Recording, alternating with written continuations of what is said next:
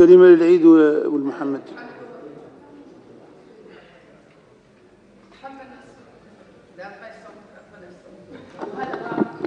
شكرا السيد الرئيس. أرحب بالسيد معالي وزير المالية والطاقم المرافق له، كما أشكر السيد رئيس لجنة المالية Grand frère. Donc je vous remercie jërëjëf, maa ngi lay sant di la nuyu di rafetlu si liggéey bi ci commission bi. سيد الوزير، نختار نقول لكم عن سياستكم الضريبية والله سياسة النظام.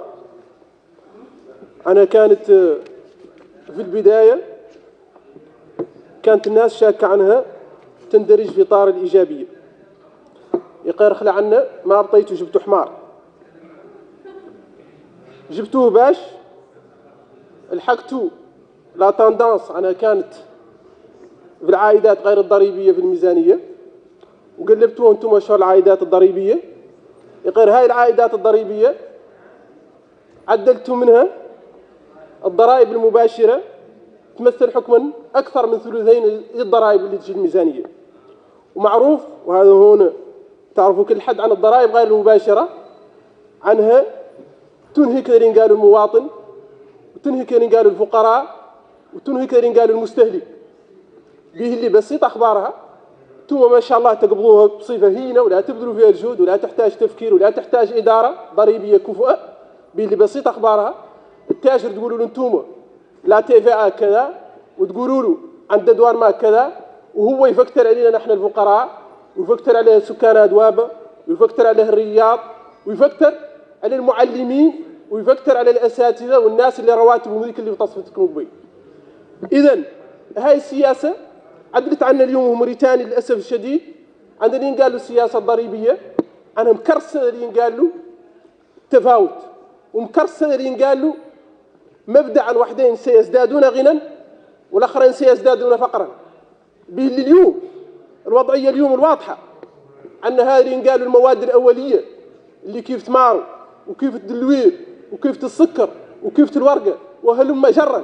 أنا هي اللي العبء الضريبي عليها متين، وهاي الأعباء معروف عنها آخر الإحصائيات تقول عن 51% من دخل المواطن الموريتاني البسيط تستهلكها هاي الأعباء.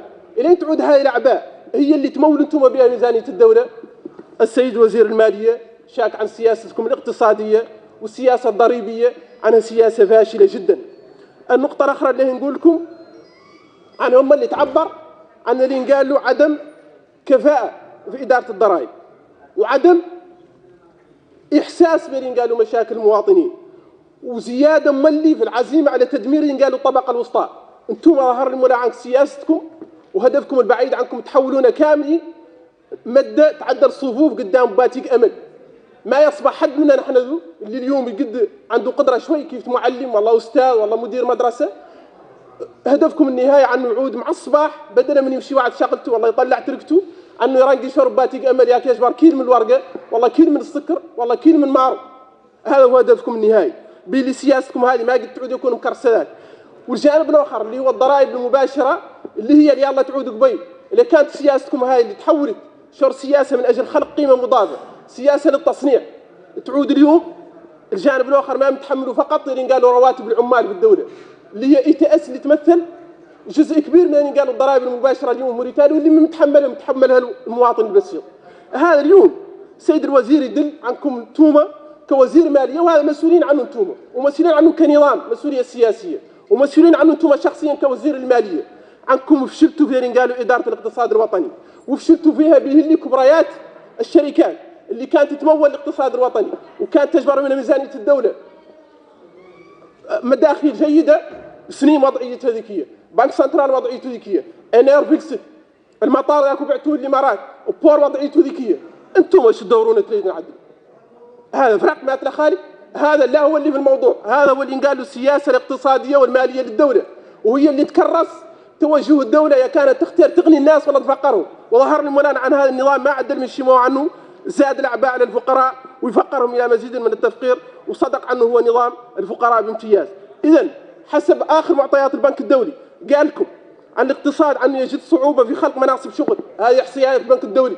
واللي اصحابكم بعد هم اللي قايلينها. قال لكم عن ارتفاع الدين، هم اللي هذا هم اللي نتميز به الاقتصاد الوطني. وقال لكم هم اللي عن الاجراءات الصفقات العموميه، عنها ما هي اجراءات شفافه وعنها طرح ياسر المشاكل.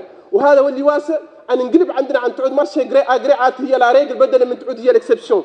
ومشكله هم اللي الاخرى عن السيد الوزير. لماذا نعود اليوم شايف زي الميزانيه اللي جاتنا اليوم عن سفاره دوله قطر اللي فتنا قطعنا معها العلاقات من سنه ونصف، هي ميزانيتها ما زالت 131 مليون اوقيه.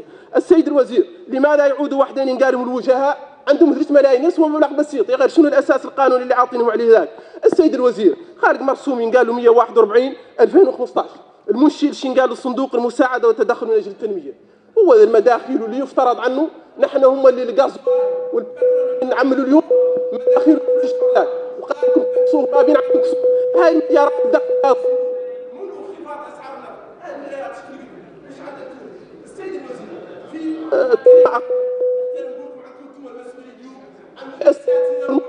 قالوا عندهم كافه وقالوا هاكم الاغلبيه، قالوا لكم عن اليوم كل بلاد الاساتذه. هذا مسؤوليتكم تو بالوزير. ما اعطيتوه الاموال، ما اعطيتوها لوزير الصحه، وانتم مكرسين اللي قالوا الصفقات بالتراضي ووحدين يتداولوا. زادوا فقط السيد الوزير شاكر عنكم يا الله حقكم، تدعوا مسؤوليتكم الاخلاقيه والقانونيه قدام شعبكم الثاني وتقولوا عنكم طلبكم اداره الاقتصاد الوطني، عنكم شفتوا فينا وش فيها النظام وتعطونا عنه. شكرا سيدي.